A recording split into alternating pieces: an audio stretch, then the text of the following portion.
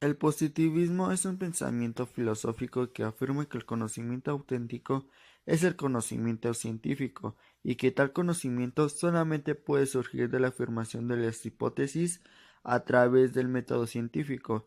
El positivismo se deriva de la epistemología que surge en Francia a inicios del siglo XIX, de la mano del pensador francés Saint-Simon, Auguste Comte y del británico John Stuart Mill y se extiende y desarrolla por el resto de Europa en la segunda mitad del siglo XIX. Uno de los principales precursores en el siglo XVI y XVII fue el filósofo, político, abogado y escritor y canciller de la Inglaterra Francis Bacon.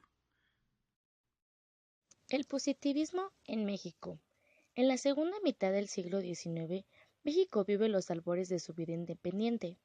Es el momento de trazar un proyecto para la nación recién emancipada, que abarque todos los ámbitos del orden social. Se quiere dar un nuevo rumbo a la política, la economía, la cultura y por supuesto a la educación. De hecho, este último ámbito se concibe como el principio y fundamento de todo cambio. Uno de los grandes positivistas mexicanos fue Gabino Barrera, que fue un médico, filósofo, político mexicano y fundador de la Escuela Nacional Preparatoria. En el año de 1867, mientras residía en Guanajuato, recitó un discurso en el cual se podía notar la influencia positiva de su idiosincrasia y su inclinación por la importancia que la educación podría tener en el desarrollo de México. En el discurso previamente citado, Gabino Barrera hace presente el triunfo de las fuerzas liberales contra las conservadoras, un producto del movimiento de reforma, y lo que para el pensamiento positivo significa el gran triunfo del espíritu positivo alentado a México al progreso. Gabino Barrera aplica las tres fases evolutivas de la humanidad a la historia de México, de la siguiente manera: estadio teológico, el clero y la malicia como representantes de las fuerzas negativas; estadio metafísico, los grupos sociales que se enfrentan a los conservadores para establecer un nuevo orden social; estadio positivo, el establecimiento del nuevo orden, el camino se emprendía a partir de la República restaurada y, después, del Porfiriato. Para Barreda, el establecimiento del nuevo orden había culminado y estaba por iniciarse la etapa en la que México podría marchar a la senda del progreso. La meta de la revolución había sido alcanzada, y en esta meta la libertad quedaba garantizada dentro del orden material. Este orden material sería ajeno a la idea de la libertad propia del individuo. Una prioridad para Barrera y sus allegados positivistas era la emancipación mental por medio de la educación adecuada. El nuevo orden dependería enteramente de este ámbito. Con Juárez al mando de México, Barrera sería el encargado de colaborar con la reforma en términos de educación, reformas que seguirían lineamientos e ideas positivistas de reorganización del orden social mediante la ciencia, por lo que la educación y la libertad jugaban un papel principal en este cambio. La educación positivista en México comenzó a tener resultados visibles a finales de 1870 en el periódico La Libertad, en el que varios editorialistas eran discípulos de Barrera. Un tema constante de los artículos escritos ahí era hablar de un nuevo grupo político que se caracterizara por un lema de orden y progreso, que fuera una adaptación de los principios fundamentales del positivismo: amor, orden y progreso. Así, en los fundamentos e ideas de este nuevo grupo conservador liberal se encuentra la búsqueda del orden y la libertad mediante métodos conservadores, y para poder llegar a la libertad que buscaban sería necesario el establecimiento del orden.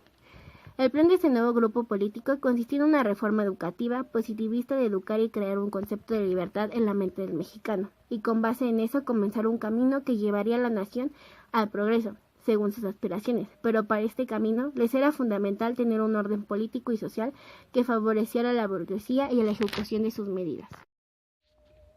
Educación. La educación fue una de las primeras preocupaciones durante el imperio de Agustín de Iturbide.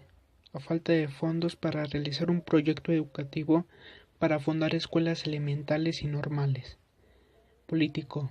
En el siglo XIX, México, después de haber consumado su independencia, había dejado atrás sus aspectos indígenas. Tras 300 años de dominación española, inició la lucha por su independencia política en 1810. Economía.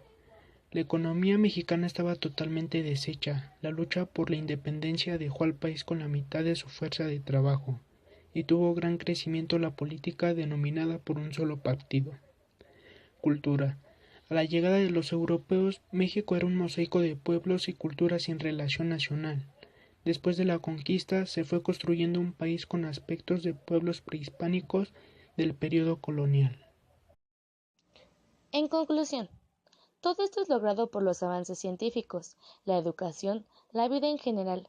Solo es válido lo que la razón científica aporta a la vida del hombre, el sentido positivista de todo cuanto nos rodea. Es evidente y hemos dejado del otro lado posibilidades que también forman parte del ser humano en un sentido íntegro. Gracias al gran desarrollo de la ciencia, el positivismo es en nuestros días una disciplina de verdadero conocimiento.